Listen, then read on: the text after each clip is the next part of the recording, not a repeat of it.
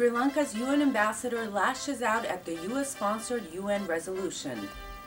A historic meeting between Pakistan's president and India's prime minister. And Indians in the area celebrate the Festival of Colors.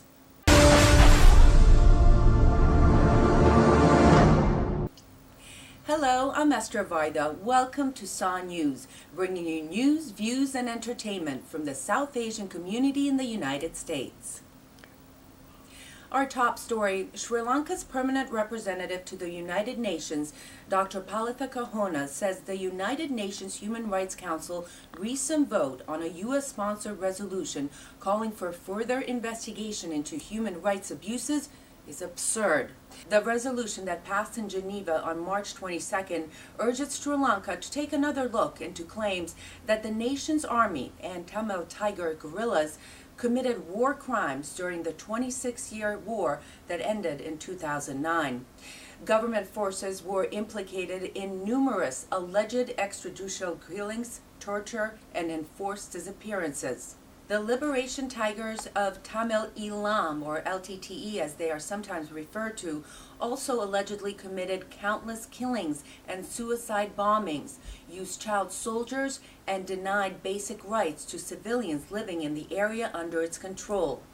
More than 100,000 civilians are believed to have died in the war. I recently talked to Dr. Kahona in New York via Skype about the implications of the UN resolution. Dr. Kahoni, thank you so much for taking time to be here with us today. Thank you for the opportunity to be with you.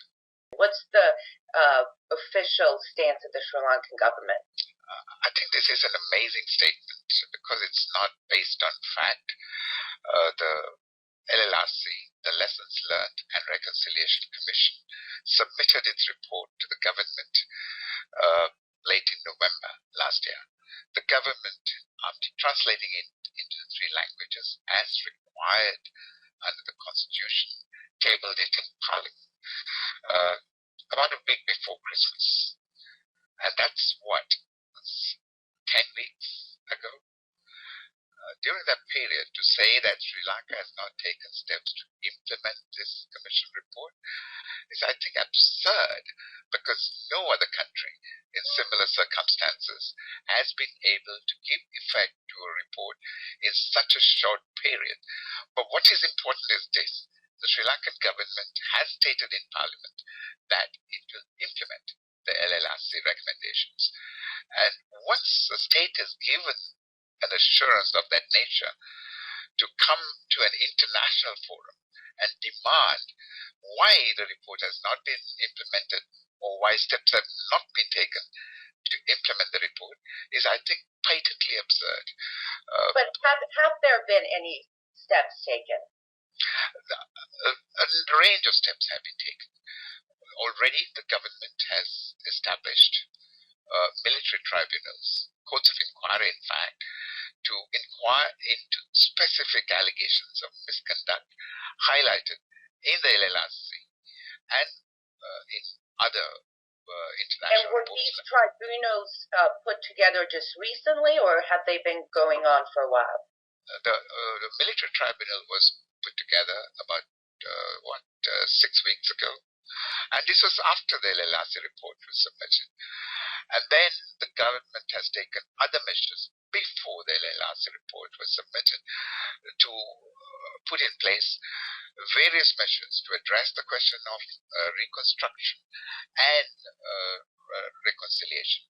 Let me give you a few details, because otherwise this would sound simply like a bland statement in thin air. At the end of the conflict, there were close to 294,000 internally displaced persons in camps. Today, only about 5,000 of them remain in the camps. All the others have been returned to their villages and towns. And why are these 5,000 or 6,000 still in the camps? Largely because many of them do not wish to go back. In the camps, they get shelter, they get food, they get medical care, and the children can go to school.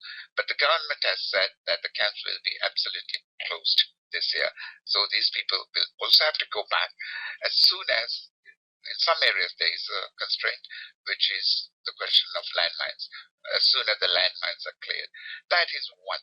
And then hundreds, perhaps thousands of kilometers of rural roads have been reconstructed, brought into use again. Irrigation canals have been restored. The economy has been put back on a good footing again. As you may or may not have heard, the northern province of Sri Lanka, the economy of the northern province improved by 22% last year, and the national improvement was only around 8.2%. The northern economy grew by 22%. So there have been a range of measures which the government has undertaken to restore normalcy. So Sri Lanka's government stance is that you have been doing enough, and you have been going towards reconciliation, and that you have done enough, and it was not in the right of the international community to make this recommendation. But 24 countries have said that they back this. And there was one statement that I thought was interesting. Juliet De Barro, he's the advocacy director of the Human Rights Watch in Geneva, said that the Council's vote demonstrates broad international dissatisfaction with Sri Lanka's accountability efforts in the 3 years since the end of the war, and many countries have recognized that this resolution is an important first step towards serious action to investigate the many abuses of the many sides of the conflict. So essentially, the international government, the international community, 24 countries, including India and the United States, are not satisfied with what you have done. I think we got too many issues in that question. Let me separate them one at a time. First, the question of human rights organizations. You cited the Human Rights Organization statement just now. The human rights organizations are there to advocate, but unfortunately, in the case of Sri Lanka, they have been going after Sri Lanka with a venomous intent, which is incomparable. We are not seeing them being so active against Are they wrong? Let me finish. Whether they're right or wrong is for you to decide. Let me give you the facts. They have been going after Sri Lanka with facts, sometimes with fiction, most times, over the last 3 years. And in this case, the statement again reflects the attitude.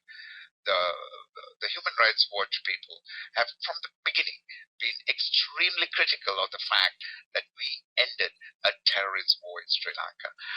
Let me, in the first instance, when we had those welfare villages for 300,000 people, they were the ones who went public and said, these are permanent concentration camps designed to keep the Tamil people in concentration camps. We never had such an intention. In fact, facts have proved them wrong. But that has not taught them a lesson, because they still keep on going after Sri Lanka with a vengeance that is not to be found in other cases. Why do you think so? I think there are a number of reasons for that. We did not accommodate them the way they wanted to be accommodated during the war. We also do not believe that these Western do-gooders understand us as much as we do ourselves. They are there also. For them, this is a profession. If the whole world turns good tomorrow, hundreds, maybe thousands of these guys will be without work on the streets. So they have to keep the venom flowing. They have to keep the anger alive. So they will come out with these things. And then let me ask you also a question. In Sri Lanka, we had 294,000 civilians in our welfare camps, most of whom are back in their villages now. How many are in similar circumstances in Afghanistan or Iraq or in many other places of the world? There are 26 million internally displaced persons around the world, many of them living in conditions that are not comparable at all to the conditions of the people who were in welfare villages in Sri Lanka. Have these do-gooders raised their voices about them? No. Not a whimper. You have to remember the enormous pressure that was exerted on many of these countries by the United States, which was the sponsor of this resolution. And, when you have the one remaining superpower behaving in this fashion, in the case of a small developing country that largely on its own defeated a terrorist threat, which was described by the CIA and FBI as the most sophisticated terrorist group in the world. Well, we have a problem because perhaps we shouldn't have done that, because that would have made all these people happy. Next week, hear more of my interview with Dr. Kahona. Hear what he thinks about what the U.S.-sponsored resolution will do to relations with Washington and its longtime ally, India. Pakistani's president made a rare visit to India last Sunday, the first visit by a head of state in 7 years. Pakistani President Asif Ali Zardari and Indian Prime Minister Manmohan Singh met for 30 minutes to discuss several issues in dispute between the two neighboring South Asian countries, including the Himalayan territory of Kashmir, trade and taxes, and terrorism. In turn, Prime Minister Singh accepted an invitation to visit Pakistan. It's important to note that both countries have nuclear capabilities. And India has long blamed Pakistani-based groups for plotting the 2008 Mumbai attack that killed at least 166 people. Incidentally, last week, Washington offered a $10 million reward for information leading to the capture of one of Pakistan's militant leaders. An Indian-origin physicist has been named Chancellor of the University of Massachusetts in Amherst. Dr. Kumbal Subbaswamy is currently the provost at the University of Kentucky. UMass President Robert Carrot said, quote, Dr. Subbaswamy often notes that he left his native India to come here to seek the opportunity and gifts that this great nation bestows. He will be a great and knowledgeable leader in what for our students is an increasingly global world. End of quote. Dr. Subbaswamy is expected to begin this summer, and look for an interview with the new chancellor in the next few weeks on SAW News.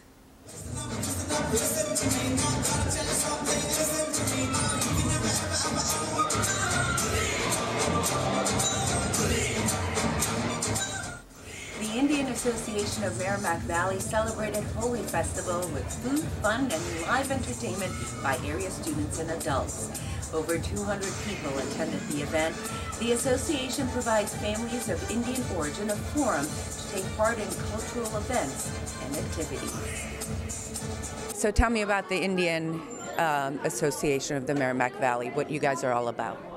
We, Indian Association of Merrimack Valley, it was found around 16 years back by some of the Indian community who wanted to have their own, the kids get some knowledge about their own culture, and so that's how they started this, started within 10 to 15 families, and then they, the kids started performing on stage, doing some cultural program.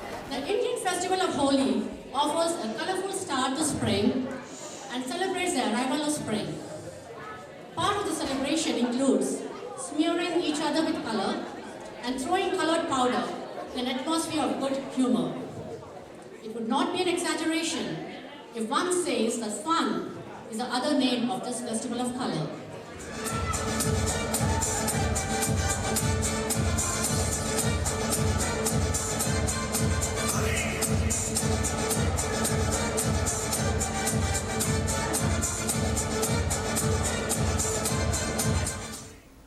Next week on SAW News, an interview with a doctor from the Harvard School of Public Health on universal health care coverage in India and the United States.